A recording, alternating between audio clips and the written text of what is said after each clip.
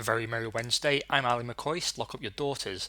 Welcome back to Tyrrell Time. Now, it's been a little longer than we would have liked. I apologise for that, but it was my birthday, and instead of making videos, I decided instead to go do zero things in a zero-y way. So there was no videos, but now there are videos.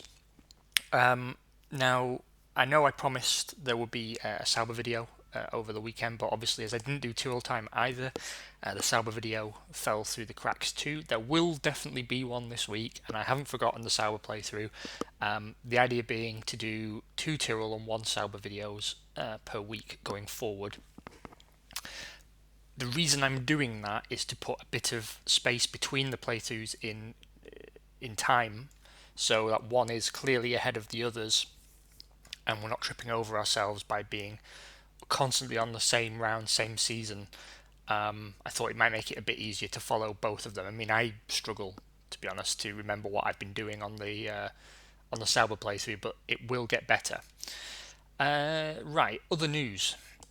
So it seems that we need to tie out our driver arrangements for next year, and I'm thinking, given that our cash flow isn't as high as I would have hoped, we will keep Takagi, and I can always fire him.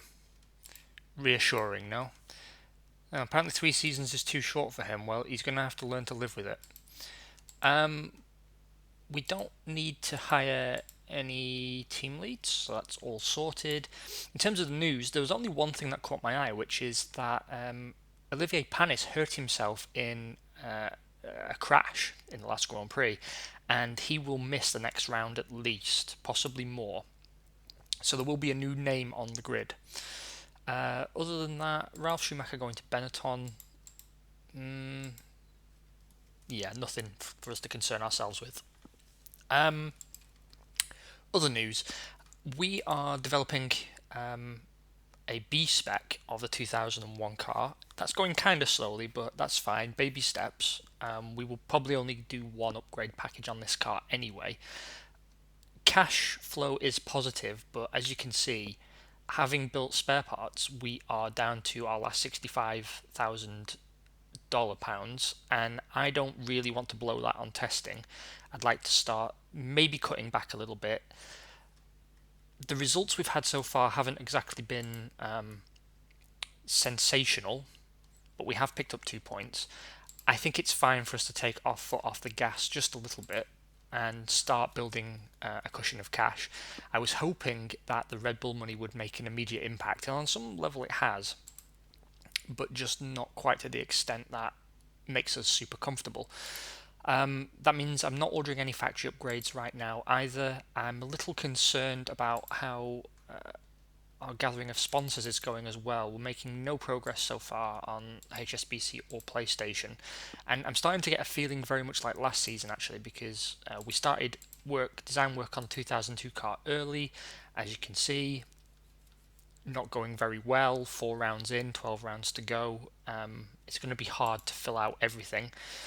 I may actually drop driver aid development and cut back on the 2001 upgrade package to put some more manpower behind 2002 car. Now, something worth looking at actually is the regulations. So the 2001 car is actually legal for next year. So that's something to bear in mind. If the 2002 car's development cycle becomes too problematic, I forgot how to speak there, then we can always switch back to developing the 2001 car, stick some upgrade packages onto it, and hope that it's good enough to cut the mustard next year. It would also save us about 1.5 million in terms of construction fees. But hopefully that won't be a problem by the time we are done with the flyaway races. In fact, this is the first round in the European season, so we should already be making more money. Right, nothing else to do except see what happens. I'm going to repair the cars. We will run no testing, as already discussed.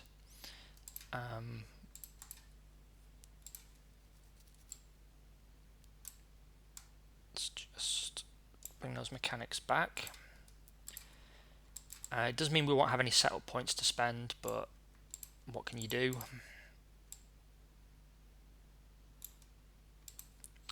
There we go. All our supply of spare parts is gone. I am actually, contrary to what I said last time, going to go for an incremental upgrade here.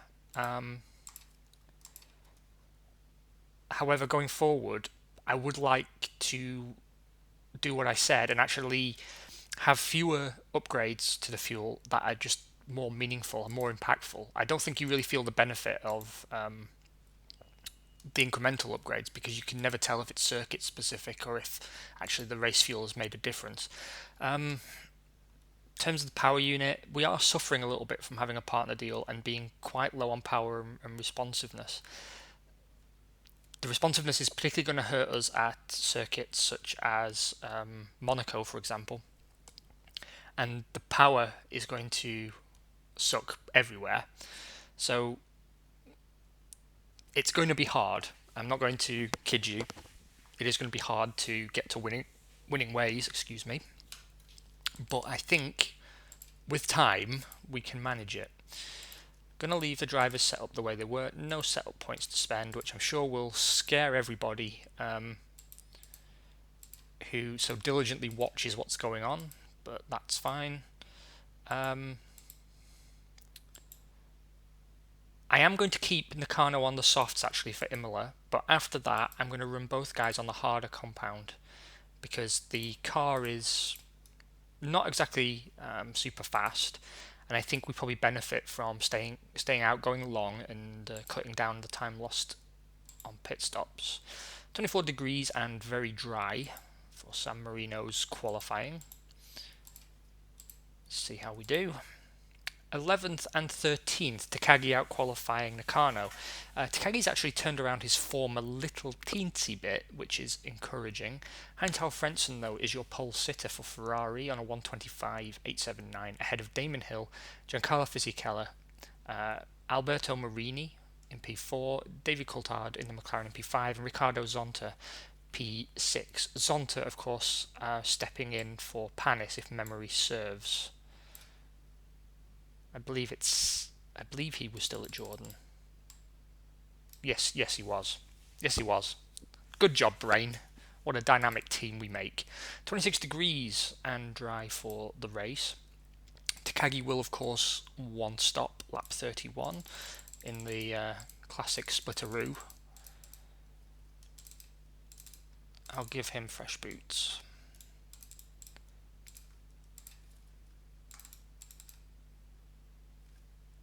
And we will two-stop Nakano, run him lighter on fuel, hedge our bets.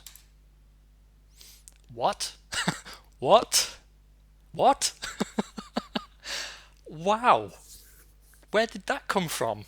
Toru Takagi puts it P2, Shinji Nakano P5, both cars coming home in the points. On the same lap as the race leader, Heinz-Harald Frentzen, who has lapped everyone up to Johnny Herbert in P7, everyone up to P10 twice. Now, we did have quite a lot of attrition, both Benettons out, Stewart, McLaren, Williams, Minardi, both Williams, Prost and Jordan. So a lot of big names did drop out, but we finished ahead on track of some faster cars. Takagi going long really paid off. He finished about 9.7 seconds or so down the road from third place Johnny Newhouse to take the middle step of the podium. Golf clap to you, Mr. Takagi. We are definitely signing you if someone hasn't poached you now based off that single result. That moves him up to P7 in the Drivers' Championship, 13 points off the leader, Johnny Newhouse, who is 3 points clear of David Coulthard. And it moves us up to P5. We jump ahead of Benetton, who lie in 6 on 4 points, and just 1 point behind Jordan, who are in P4. At the sharp end, Ferrari is still running away with it a bit, 9 points clear of second place Williams. Okay, made a healthy profit there, which I'm very happy about. Oh, yeah, there we go. Toru Takagi has been signed by Jordan. That kind of sucks, but it's okay because we can then promote Hiroshi Tanaka.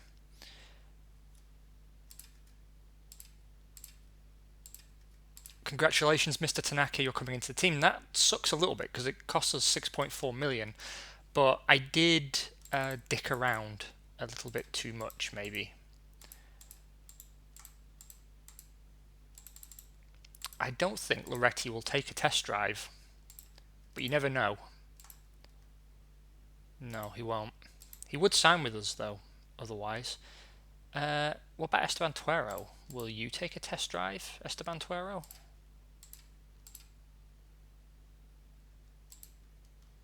No, you won't. Fine, screw you, Esteban Tuero. Never liked you anyway. So, the question becomes, who do we take on as a test driver? I'm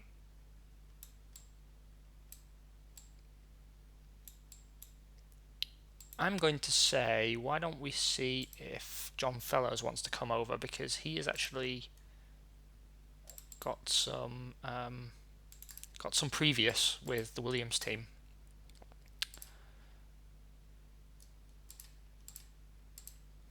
No, he's too picky. All right, well, we'll sign someone who's never been in the sport then, because they're far easier to please. I think Carl Eisen's a fairly good bet usually. See, just in case we lose one of our drivers again through negotiation, it's worth checking who. I mean, Loretti's actually the best guy, but we have to give him a race seat, and that breaks the immersion. I'm going to go for Carl Eisen because he's got better concentration. Don't have to offer him anything, actually. Okay, he will start in 2002. Super. So at least we keep an all-Japanese lineup, but we do suffer from Toru Takagi being a bit picky and not signing with us last round. Nevertheless, we'll make the most of the form he seems to have found. That should help us with our sponsors as well, actually, but never mind. So it should say, yeah, there we go. Very happy to have two cars in the top six, which we are. Ferrari and Elf have gone into partnership. Yana Trulli will be moving back to Prost. Lauren Redon will be moving to Minardi. Toru Takagi has purchased a seat at Jordan. And yeah, that's all that. Oh yeah, there we go. Talking about us not going testing. Well, screw you. Let's see what's going on in Sponsorland. Some progress on HSBC deal, some progress on the PlayStation deal. That's good, all moving in the right direction. No more progress on the Shell deal, but I will spend the TV advantage there. There we go. And what I'm actually going to do is I will kick off again a wee smidge of hospitality for the European season.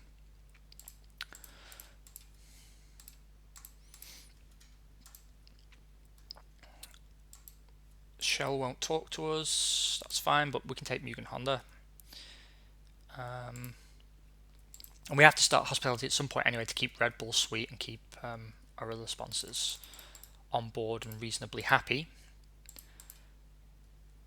Okay, so at the moment we are 7 million behind our sponsorship for this year, plus we've lost another 6 million, 6.4 million from Takagi going elsewhere. So we've got quite a gap to make up. We basically have to make about 16 million, which is not going to happen. We're going to have less money next year than this year. Sucks. But it's good though that we're starting to save a little bit of cash. That will help us ultimately. Yeah, design is going really slow.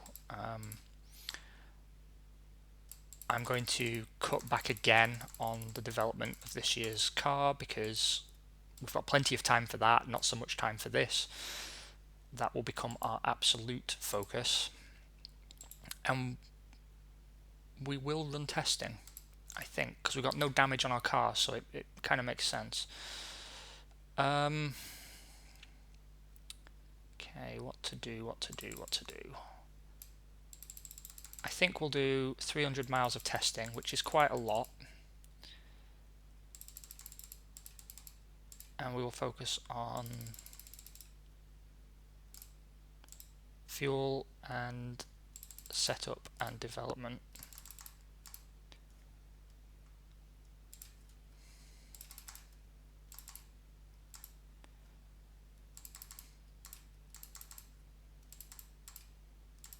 So I'll split those differently, and hopefully that's enough. That's enough to get us a full setup. It's hard to say because our mechanics are not the best. No, it's not. Okay.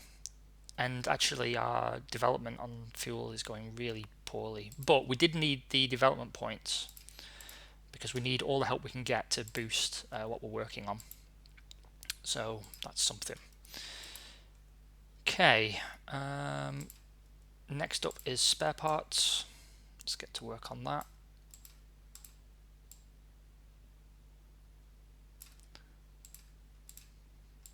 The construction department actually has really good morale at the moment. The others are suffering a little bit, but that double points finish should give us a cheeky wee boost there, which should pay off in terms of better performance in the future rounds. I'm going to build as many spare parts as I can now, make an investment for the future. We still come out with more money than we had going in, even though we've run a test. That's all we can really ask for.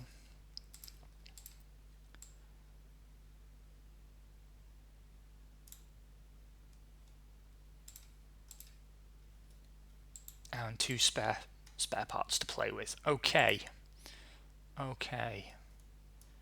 Right then, let us commence. I'm not going to favour any one driver, although I'm going to have to actually because I don't have an even number of points. So Takagi, because of his last result, is being favoured, I suppose. I'm going to run both cars on the hard compound in Spain because, as we know, it's quite a tyre heavy track. I think it will come off to help us. It's a shame Nakano runs with some wear, but he does at least have some setup points, which may offset a bit of that. And we've got a new specification race fuel.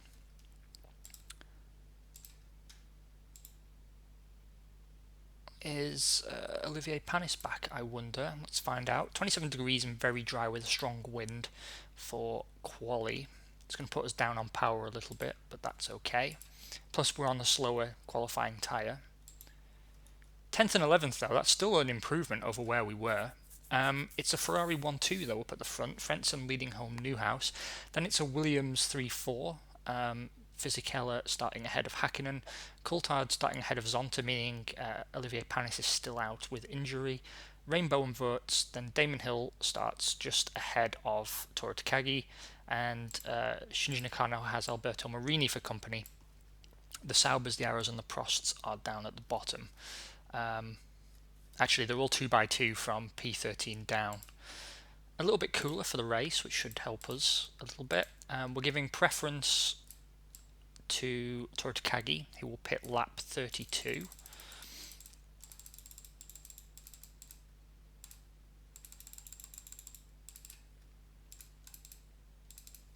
Both guys will run on unused tyres to maximise their life.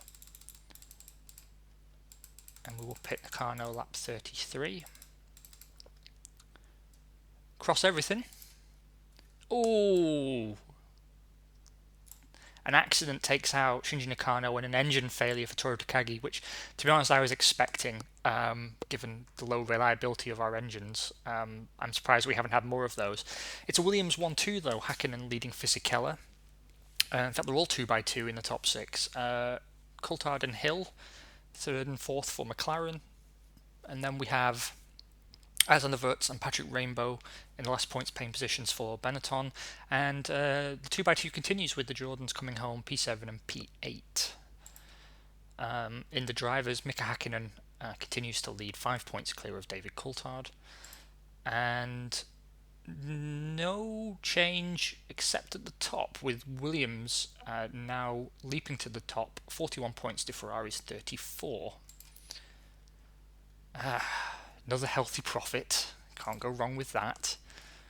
Williams have signed a team sponsorship deal with Buzzing Hornets. Patrick Rainbow has won his first championship point. Both our cars failed to make the finish. Hiroshi Tanaka will be driving for us. Carl Eisen will be testing, but we knew that already. Inside sources. Arrows have signed a deal with Parmalat. PIAA have signed with Ferrari, and McLaren have signed with Brother. Minardi are chasing Alberto Marini. Yeah, that's about it. We have room for another staff member, so we'll pick them up.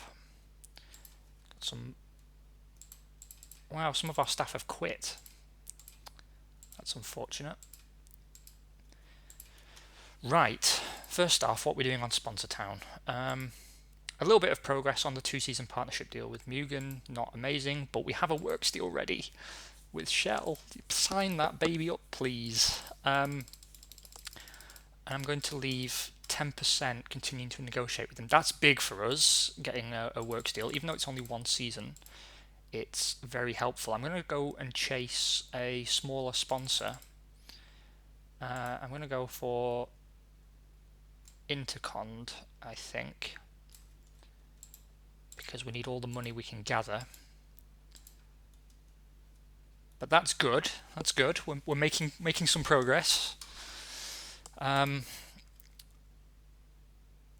We will keep the same sponsors for Monaco, actually, with the exception of actually I will bring Bridgestone, not Bridgestone, Red Bull, because they are a very important sponsor for us. Do you know what? Actually, I will also bring Bridgestone because they are also a very important sponsor for us, and we want to make a bit of a fuss of them. That means we are going to spend up in terms of what we offer. Right, where are we in design terms? Not great. Most of that came from testing, actually, but we can move on to the model phase with our upgrade package for this year's car. In terms of testing, let's see how expensive it is. Oh, testing here is super duper expensive. That's really uncool. That's super uncool. I think we will just focus on setup testing. And we will do 250 miles. Really quite expensive, but if we can get a good result here. Actually, we don't need to go that long. Now I think about it. 150 laps. Sorry, 150 miles should be absolutely plenty. That drops the cost fairly significantly. And fills up the bar, so that's something. Let's order ourselves a new fuel upgrade. Okay. Right. Let's get the damage off the cars.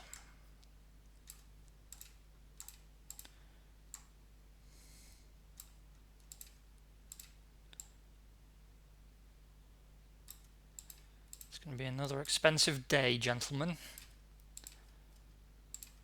But Monaco, ideally we want a success at Monaco because you can gain quite a few advantage cards to play in your sponsor negotiations by performing well at Monaco and putting on good hospitality at Monaco. It's going to be super expensive, of course. We may actually lose a bit of money, but that's an investment that's definitely worth making at given where we are at the moment, economically speaking.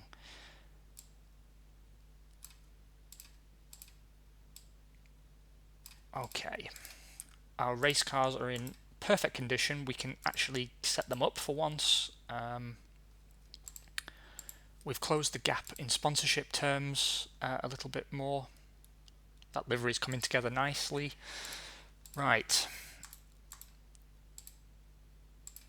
I'm going to leave the cars pushing at the drivers pushing at the level that they are. And I'm going to set up both cars exactly the same way, and they will be running both cars on the hard compound again, because obviously we want to stay out as long as possible, maintain track position.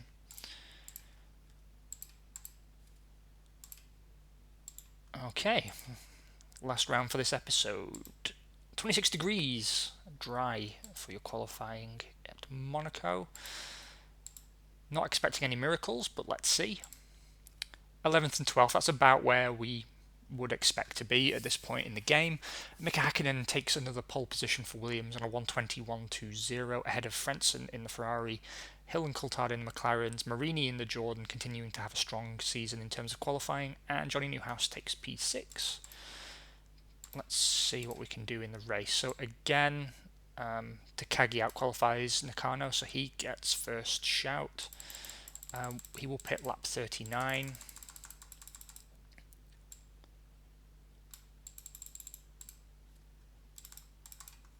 New tyres for both stints, and we will pit Nakano lap 40. So he may actually be a little faster at the end of the Grand Prix, but not by much.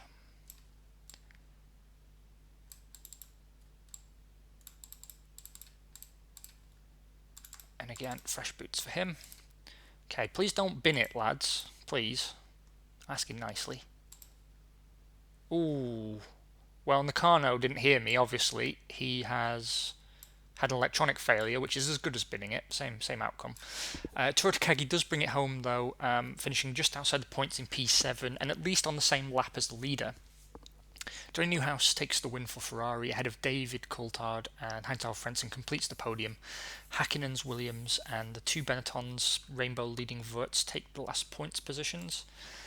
Johnny Newhouse is your Drivers' Championship leader by 1 point. Again, it's a three-way race in the Drivers' Championship. Very good indeed. We're currently tied for P5 with Benetton, who picked up some extra points to close the gap to us. Ferrari are your leaders, 4 points clear of Williams. We did turn a good profit still, though, despite all the spending.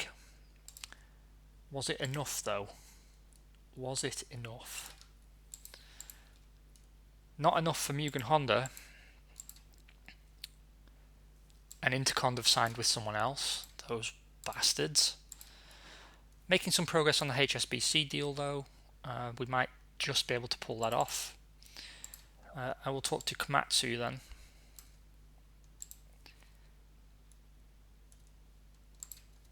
For the next Grand Prix, we will invite along PlayStation and HSBC. And let's take a look what's going on with the design. Not quite full, but getting there. We can, though, go ahead and hire a wind tunnel and get the last stage of development done on the 2001 car upgrade. Guys, thank you very much for joining me. I'm sorry I've been such a neglectful parent again, but we will speak again later this week. Probably, I'm going to say Friday or Saturday. Until then, take care of yourselves, have an amazing week, and pip pip cheerio. Bye.